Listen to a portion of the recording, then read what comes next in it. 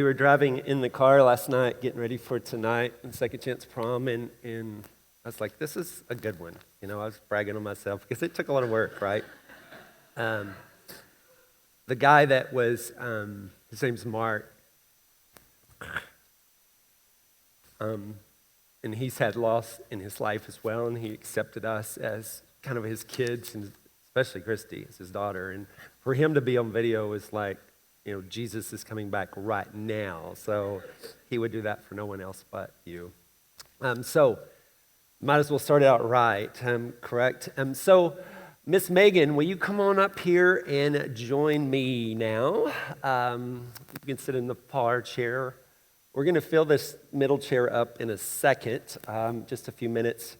So we're part of a series right now called TRC UnPlugged, and it's hearing real-life stories. Last week, Todd Whitten gave his amazing story of how, I want to use his words, he said this, that he gave God 1,000,000 reasons to give up on him and to stop loving him, but he didn't. And now he sees his platform not just as a Charlton State football coach, but more importantly, the stage of introducing people to Jesus. And that was amazing. And then this week we have Meagan with us. I want to go into the purpose of this series just for a second. So if we'll go to that next slide, it says this, maybe. Okay, this means 2 Corinthians 5:17-19. This means that anyone who belongs to Christ has become a new person. The old life is gone, the new life has begun. And all of this is a gift from God who brought us back to himself through Christ. And God has given us the task of reconciling people to him, for God was in Christ, reconciling the world to himself, no longer counting people's sins against them. And he gave us this wonderful message of reconciliation. And he continues to say, so we are Christ ambassadors. God is making his appeal through us. We speak for Christ when we plead, come back to God, for God made Christ, who never sinned, to be the offering for our sins so that we could be made right with God through Christ. One of the things I believe that you're going to see today is you're going to have a beautiful definition of joy. And through your story, we're going to hear that. So, you know, let's go ahead and jump into this. Meagan, tell us a little bit about who you are. Before we do that, what you're going to do here is a big thing too. You're kind of the head of this mega hunt that's coming to TRC. So this is your second chance for the infomercial. What is the mega hunt if you've never been on planet Earth in the Steenville area and during the Easter season? What is mega hunt on your short summary? Yeah, hi everyone, I'm Meagan Sparkman, and yeah, I'm leading Mega Hunt this year. Mega Hunt is just our opportunity to serve Stephenville and the surrounding areas with a huge Easter egg hunt. And if you haven't been here, we partner with the city. We do like 50,000 Easter eggs. 50,000 eggs, yes. Yeah, lots of Easter eggs, lots of stuffing, lots of ordering pre-stuffed eggs. So it takes a lot of volunteers. So we'll kick off on March 3rd for our first volunteer meeting at 5 o'clock. And obviously we'd love, more than anything, all the help we could get. Perfect. What do you need more than anything, like the top of your list? What do you think you need from this group? Yeah, I would think eggs, we can start bringing eggs, starting next week, starting this week. You can go ahead and bring some eggs and non-chocolate candy. Okay. And then just bodies. It takes a lot to run it. We get to do a whole game area and bounce houses, and we work egg fields, and it's a lot of moving parts. And so, we need the bodies and the volunteers. Awesome. Clarification on eggs, because we have this ongoing metal bowl in our kitchen that includes duck eggs and chicken eggs. We're waiting for some to float to the top or sink based upon where they are in their development of chicks and ducks. But anyway, what kind of eggs do they need to bring? Yeah, just plastic eggs. And we always, if you are able to, we recommend that you tape them just because they will get, poured out onto the field. And that way they stay intact. Any other word? I think that's it. Okay. We've avoided this as long as we can, right? Anybody else's birthday? You want a video? But But no, seriously, let's jump into this. Who are you? Already said your name. How do you fit in here? How long you been going here? All that stuff. Yeah, like I said, my name is Meagan Sparkman. I'm married to Tanner Sparkman. We have an 8-year-old son, Tucker, and then a 4-year-old daughter, Amelia. Yeah, I'm from Bridgeport, Texas, came to Tarleton. We stayed in Stephenville. And I've been coming to Tim Ridge for like 12 years. 11 years? Oh gosh. I started in the hotel, which is now torn down because it was in that bad of shape. Yeah, and I think it's been 11 years I've served in the nursery or in kids in some capacity. So that's my sweet spot. I do not understand the desire to be up here. But yeah, so that's my story. Well, and you are. Yeah. That's awesome, and thank you for this. If you were going to give your story a theme, what would you name it? Yeah, if I was to give, my journey, my story a theme, I think it would be just that God is good through the grief. Yeah, say that one more time. That God is good through the grief. Do you believe that? Maybe some of you are at a place right now that you're questioning that, and I believe there's a freedom that awaits potentially, at least the door to walk through it, right? So let's jump back. When did you become a Christ follower? When did you become a follower of Jesus? What did your journey look like? You mentioned something about coming to Jesus as a disciple now. Mm-hmm. Yeah, I accepted Christ at AD Now in 7th grade. And I would say from there, it was just like the typical, I was, as a middle schooler into high school, just doing the best I could, just going to youth. Just a fairly normal, like trying to follow, just as what I understood at that age. And then probably into my senior year and a freshman year of college, you're making like not the best decisions, and then learning like what it means to truly be an example of Christ, and choosing some better options, better things to do with my time, and yeah. And then you met Tanner at that moment. Yeah. And then he transformed your life too. I'm trying. There's a lot to be said about. What did he get you for both. Valentine's? What did he get you? No, I'm not no. going to go there. Okay, He did grill me a steak for Valentine's. Really? Oh, that's cool. Yeah. I took my wife to Cooper's, but no, I was just joking. Not really, I did. Okay, so you would call yourself then, and because this is why I want to stay here just for a second. And I know we're not supposed to do this, and I know your humility, so get over it for a second and just answer this question.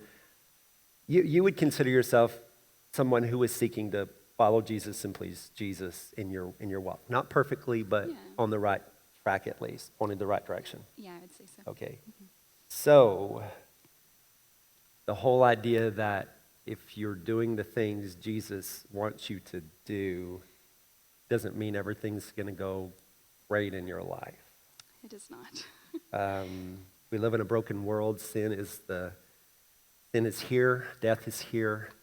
And so from this girl that comes to know Jesus, shares her faith at that same D now, I think he said, and then had some struggles, as we all do, and then married this amazing man that makes steaks for you on Valentine's, and then your trajectory begin to change and pursue Jesus. But what happened? Yeah, so in the fall of 2016, my mom falls. She slips on like a puddle and falls, and she thought she like pulled something. So that led her to going to like our family doctor. And from there, when she's at the doctor, they realize there's a lump. Yeah, so from there, I think it takes some time, like it does sometimes, to get answers, seeing specialists, trying to figure out what this is. And then in the spring of January 5th of 2017, she finds out that she has cancer. So I want to stop there for a second. Here's a picture of you and your mom. And guys, it may sound like you're like, John, you're so mean in some of these questions you're asking. We already did this before, so I've asked these before. What do you miss most about your mom? Yeah, I think what I miss most is she was just like my best friend. It was that kind of relationship where we like called each other every day. We had nothing to say, you were just driving home, or it was just like routine. So I mostly miss like those things, like the little things that made up just like how big a part of her life, or big that she was in my life. And yeah, and that, and then of course, Yeah. yeah, not, just being a part of my kids' lives and stuff like that. Okay. So then skin cancer, take us down that journey. Yeah, so finds out she has skin cancer. That spring, she goes ahead and does chemo, radiation. That following fall of 2017, she goes into Harris, does a pretty large surgery. From there, does wound care, has to do a lot of wound care, ends up doing like a skin graft. Goes home on December 14th after 74 days at Harris. Celebrated Thanksgiving. In there, and I'm pretty sure at that point she's like, I'm not staying, I've got to get out, And she was working while all this was going on? Yeah, so before that, she was working and then took the time off to be at Harris. But yeah, just working through it all. And so yeah, she goes home middle of December. At that point, we think, okay, we've got most of it. And then probably early 2018, like I said, she had an open wound. They did a skin graft. The wound reopens, meaning the cancer is back, and pretty much that part's never going to heal because of how much the cancer is ate at that area. Mm-hmm. And so... is that when you found yourself in the doctor's office? Is that the moment they say it's... Yeah, so we find out that, and then, of course, they give us the hard news of that it's terminal. I'm sure we go for multiple second opinions. Right. Yeah, and so at that point we know there's not really anything that's going to happen. It's terminal. But where did you? I'm sorry to interrupt. But where did you go mentally when it was a fight with a potential victory to a fight? Well, it's a victory for those who are in Christ, but a continued push. But there's a end date. Yeah. So they gave her about a year is what they were hoping for. And it's hard, we had done all those 74 days in Harris, and you're just tired. She was tired. Morale was kind of down anyways, and then she got out, and it was like, okay, we think we've got it. There's some light, and yeah, and I feel like terminal, it's such like a scary word to hear, mm-hmm. And yeah, but my mom she was a fighter. As soon as they said it, she was like, what can I do next? What, mm-hmm. Yes. Experiments can I do? What can I do? And so I feel like pretty much immediately she was doing something, just trying anything. And mm-hmm. and she was young. She was 54 at the time. And yeah, it was hard. Right. But it was encouraging seeing her desire to want to do whatever she could. Yes. And so what did y'all do? What did y'all do as a family? Did anything change, or did she continue to work? And yeah, I still applaud her for all this, but she continues to work. She works in a dental office at the front. She'd worked there for pretty much my whole life. And they were family to her, so they were very gracious. But she works through it all. She has an open wound, so she's still doing wound care. She's doing treatment of whatever, they've come up with to try to attack what she has. Right. But we make the most of it. We go to Gulf Shores. As a family. Entire family, right? Yeah, in the summer of 2018. And, we take family pictures, and we know, these are probably the last family pictures we're taking. And we take trips to Colorado to see my brother and his family that live there. And this whole time she's doing treatment, she's working throughout it, but she's making, the most of every moment that she has. Are you people that are journeying, maybe because we got a crowd here, so there's a chance people are at a place that you're at, in the journey with your mom. Would you encourage them to take a trip to Gulf Shores or somewhere in this time of the unknown? Was that a healing thing for you guys? Is that something you look back on that you're like, I'm glad we did that? Yeah, it was definitely healing. She had days where she spent more time resting, obviously, but yeah, it was just fun. There's nothing better than to spend time with your family. And my brother and his family are from Colorado, so they got to come, and my aunt and uncle, and it was just a big trip and just a very intentional trip. Intentional. Yeah, and she really, we did all sorts of stuff. just made the most of it. Yeah. And then Gulf Shores is over, and you continue the journey, this process of the terminal cancer that is hitting your mom. Take us from that Gulf Shores to where she ended up, her journey ended, at least upon planet Earth. So her birthday's in January, and so, like I said, we knew our time was limited, so we throw her a surprise 55th birthday party, still one of my favorite moments. So we surprise her with that, bring all her closest friends and family, and just like really, really, truly celebrate her. And again, we knew it was most likely the last birthday. And so from there, she has a good day. Right. We were really thankful she had a good day. And from there, we go on, and I'm pretty sure Tanner and I and the family drove up almost every weekend. And, at that point, you're like seeing them as much as you can. And in the spring, she takes 1 or 2 trips to the hospital. She's, it's progressing. And about March 10th, she goes into the hospital for the last time and has an infection. And from there, it kind of just breaks down her body. There's not really anything coming back from that. So she goes home on hospice. And I told John, for anyone that's done hospice care or you've done home health, my heart breaks for you because it's a lot of heavy decisions. I remember sitting actually in this parking lot out here, and first I called home health because we wanted a bed for her to be comfortable in, and it may take a few weeks to get there. And I remember thinking we don't have weeks at this point. There's not that. And so we made the choice to do hospice. She comes home.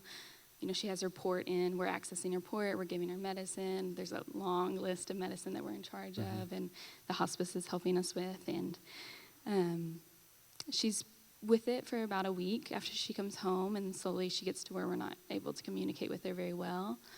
And like I said, I was driving pretty much every Thursday. I would go and spend the weekend with them. And on Friday, March 22nd, that morning, she takes a pretty hard turn, and she's showing signs of that she's probably going to pass.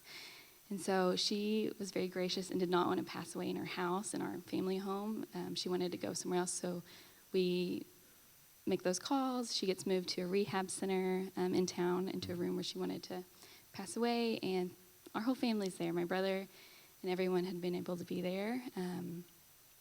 And we're standing around talking and, spending the last few moments. She's, we know it's coming. And I'm standing beside her. I was petting her hair, and she passes away. Mm-hmm. Heaven got closer that day, huh? Tangible. Your mom had a favorite verse. Isaiah, my eyes are watering, I can't see. Isaiah 48, right? Is that going, if you want to put that up? The grass withers and the flowers fade, but the word of our God stands forever. Wow. Did she ever tell you why that was her favorite verse? Was it just something she held on to closely, or? I have her prayer journals, and I actually found it in there, when I was reviewing some stuff for this. And I didn't hear this whole story of the backstory, but I feel like it's such a good testament of who she was. She was very confident in where she was going, and just her relationship with God.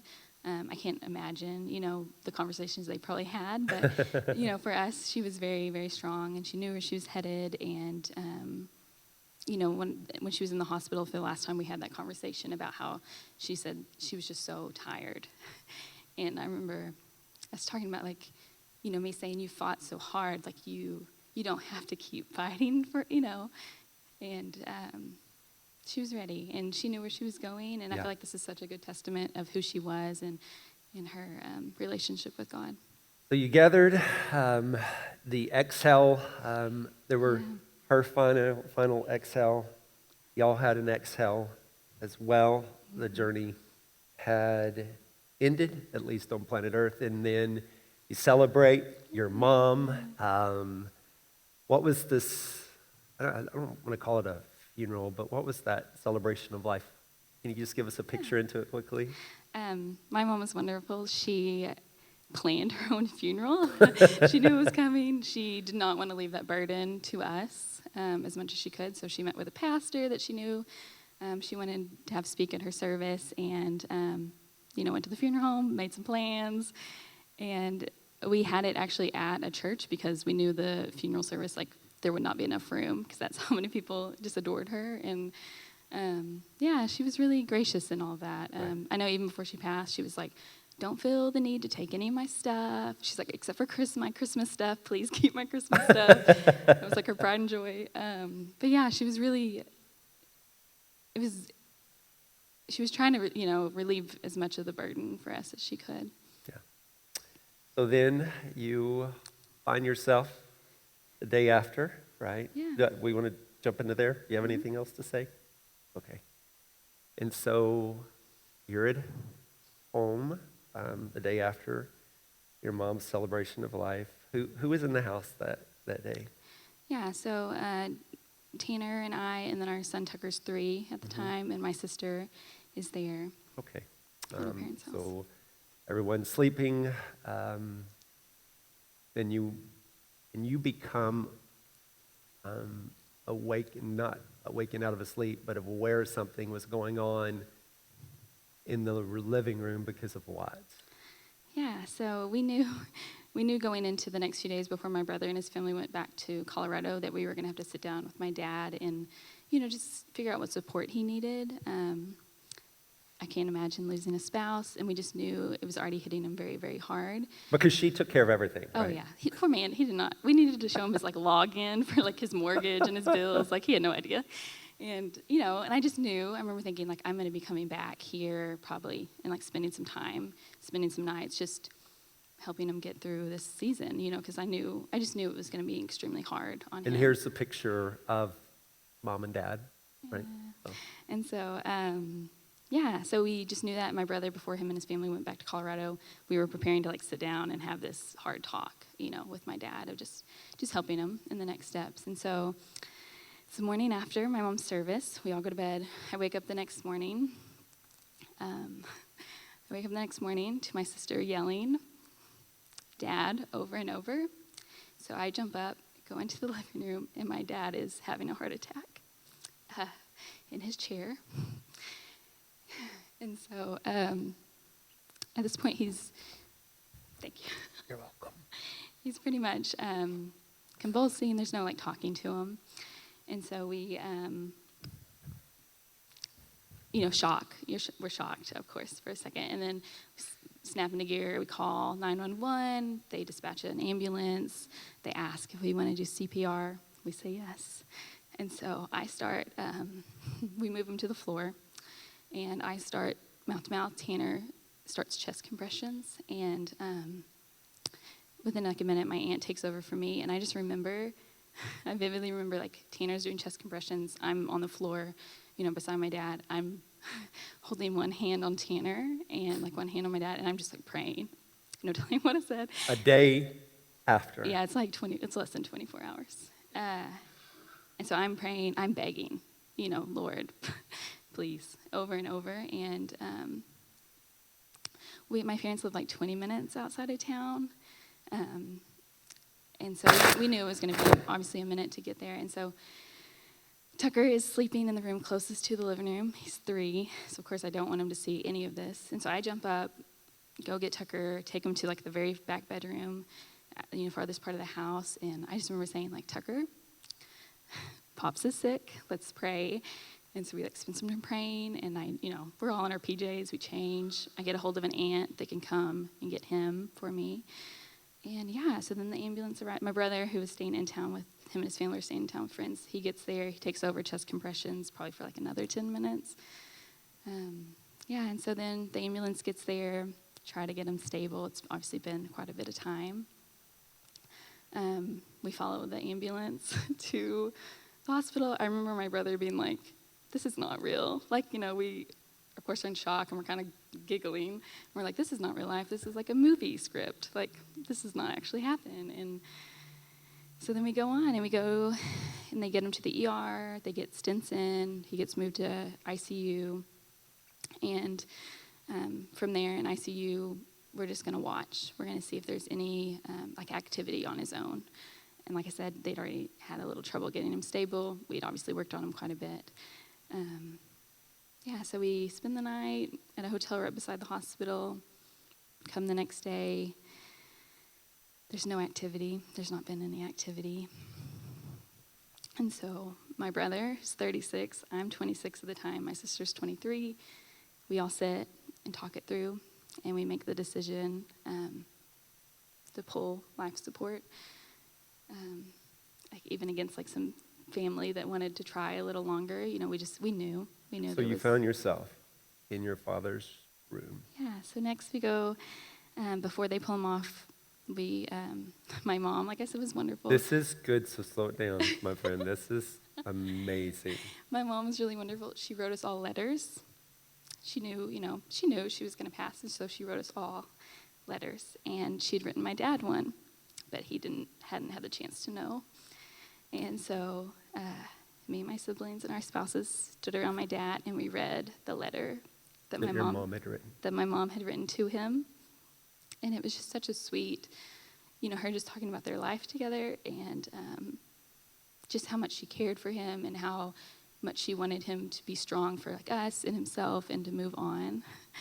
And, it was just her just being very gracious and giving him like words of encouragement for this next step that she knew he was going to be going through. And I mean, even jokes about like, she just knew him. She knew how his love language in his heart, and that he would once, it'd be hard. She even gave him permission to like move on with someone else. And it was very, very sweet and hard to read.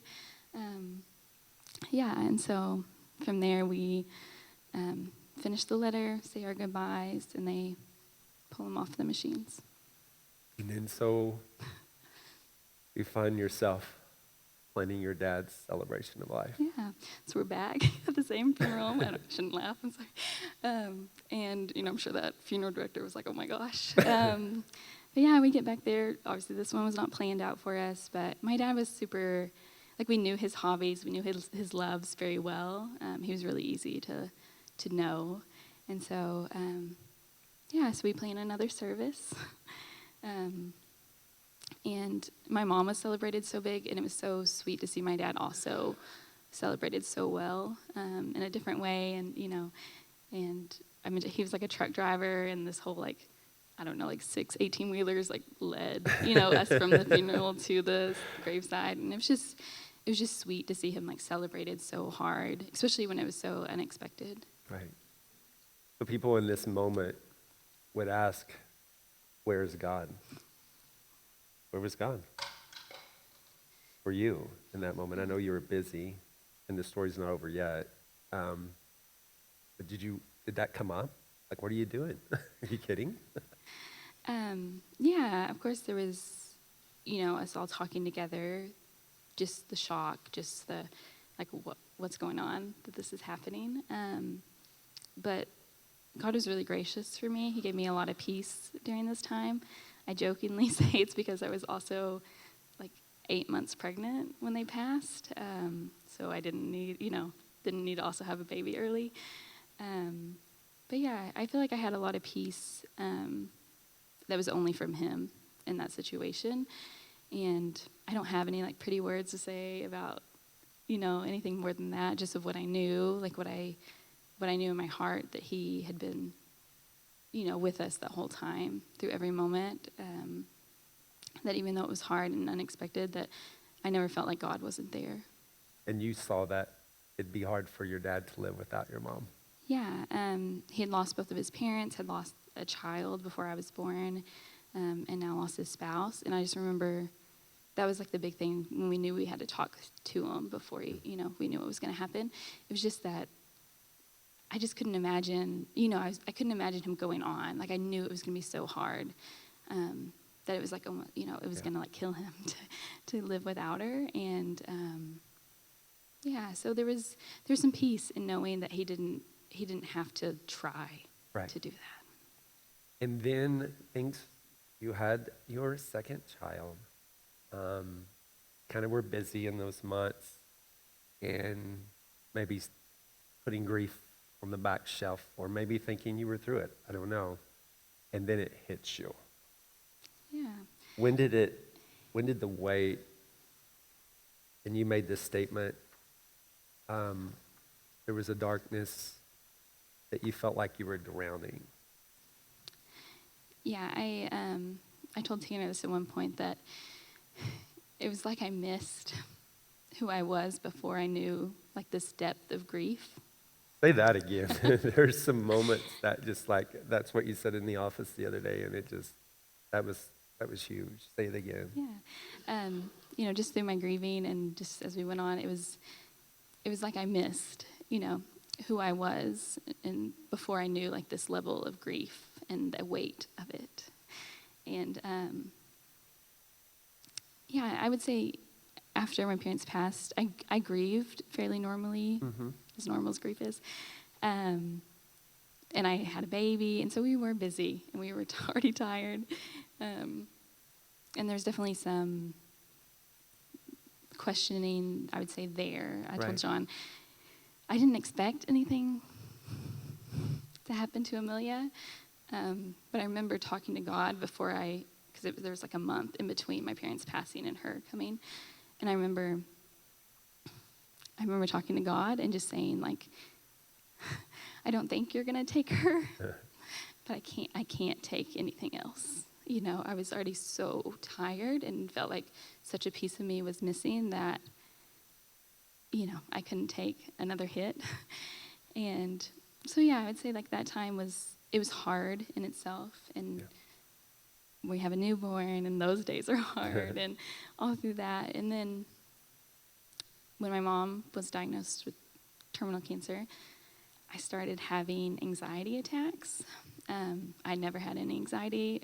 I told John, like, one of my favorite things about myself is that I've always been like a glass half full, see the positive in everything, just really, it's something I really loved about myself. And then here I was.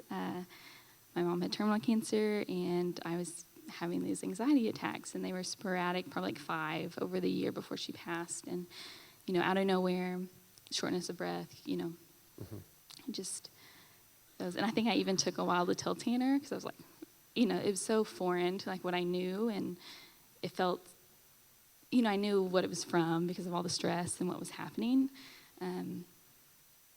But I didn't really know how to work through them very well. And so then on the opposite side, I would say like a year after my parents passed, I have another anxiety attack. And this time I have the grief and the sadness to go with it. And so there was, grief is funny, it goes up and down. One day you're great, the next day it's hard. And I just remember in about like 2020, in the spring or fall fall. It was 2022, I like just really struggled. I really, really struggled through a season of grief, and enough that I like felt like I didn't know myself. Like it felt like I was not myself anymore. And Tanner was very gracious through that time, and I was able to step back from some stuff and like really focus just on finding myself again. And And then James comes into view. I mean, you lost a friend earlier in life as well, you said. Can you show James 1, that passage of Scripture, please? There we go. Dear brothers and sisters, when troubles of any kind come your way, consider it an opportunity for great joy, for you know that when your faith is tested, your endurance has a chance to grow. So let it grow, for when your endurance is fully developed, you will be perfect and complete, needing nothing. How did this verse become tangible for you during this process? Yeah, well, I think, like I said, my faith had always been pretty steady. There's definitely times where I was living probably a little better, than I was. But, God did show me I had lost a friend in high school, and this had been like my verse since then. And now here I was again with 2 big losses, and there was just a new level of dependency, I would say, especially with... A new level of what? Say that again? Dependency. Dependency. Especially with the grief and the anxiety and just being like so unfamiliar with myself at that point. I remember thinking like, God says all this about me. He says I'm wonderfully made, and he says all these great things, but like I feel like I don't even know who I am. At this point, do I still believe that this word is true still? And And so God didn't get mad at you when you doubted that? no, thankfully he did not. Yeah. Yeah, I just think that this was such a good, it was like he'd been preparing me. I'd lost that friend in high school. I'd lost all 4 grandparents. And it was like I'd been through this. I'd been through the pain. I'd been through the hurt. I'd seen God move in those moments, and I'd seen community come together and just support us. And and there's such, like I said, a peace about my parents passing that could only come from the Lord. And I tell people this all the time, that though I only had them for 26 years, it was such an honor to have them and the relationship I did, that it was so much good that it almost, like, for me personally, it like outweighed the bad of losing them. It was just such an honor to have such a good relationship and get to spend 26 years with them. I'm laughing inside. Tanner, if you'll go ahead and come up here for a second. I'm laughing inside because there's probably some parents who are going to get calls today when people leave here, and the parents will be like, what are you calling me for? Well, I just, how's the refrigerator running, in the way y'all dodge your intimacy in those moments.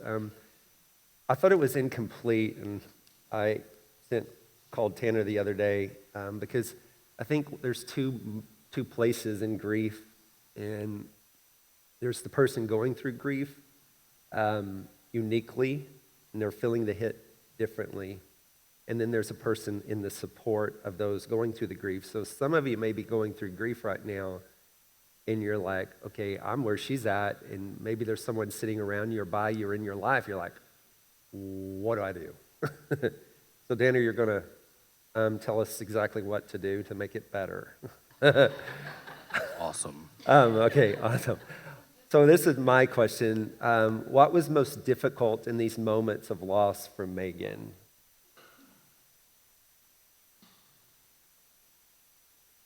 I had these questions in advance, and I really thought about them, and I'm having a hard time quantifying how to answer it. There was just, for me, as somebody that was very involved with Sharon and Damon, but was not their child, was kind of one step removed, if that makes sense. There was just this feeling. I just went through this time where there was this feeling of hopelessness because I felt like it was something that was so far beyond my control. Like I couldn't fix it and make it better for my wife. You couldn't make her better. Right. Yeah. Did you feel lost at times? And how did you try to support her that maybe didn't work? I think whenever I relied on what I thought was the best thing to do, it didn't work. Okay. Pastor Nick Burleson gave me some advice that was very, very helpful at the time. We live in an old crumbly house, so this worked really well for us. But I would, starter home that we never moved out of. But anyways, that whenever I relied on myself, it didn't work. But what I learned is I would wake up every morning and I would say, God, how can I help my family today? And then I would go to work and go throughout my day, and work would be crazy and be stressful, and because it never stops, right? Like that roller coaster never stops in the midst of all this. And whenever I would get home, we had this crack in our sidewalk that's still there. I've never patched it. And I just remember thinking, I'm going to have to set all this stuff down from the day. I'm going to have to leave it here, and I can pick it up whenever I get back in the car the next morning. But whenever I walk through that door, I'm going to try to do whatever I can to meet Meagan's needs. And so that looked different from day to day. Some days I really needed to cook and help with the kids because life was just really stressful and hard. Some days she really needed to talk about her mom and dad, and some days she just needed space. So it was different from day to day what I could do to try to help her. Husbands, love your wife as Christ loved the church so much that he put everything down. at the crack of the sidewalk and entered the home, taking on whatever was needed, right? Beautiful. Oh my goodness.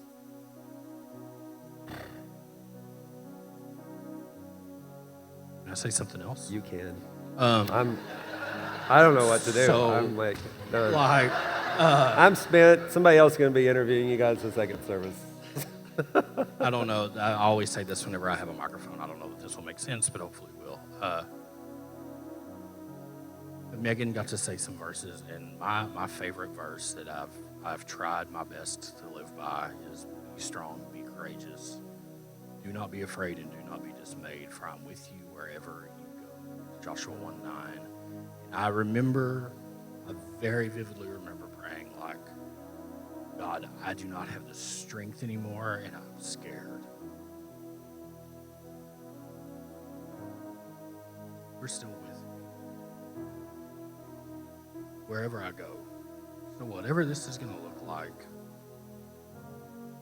you're still going to be here with us. You know the favorite part about my job, calling, whatever, I get to meet people like you.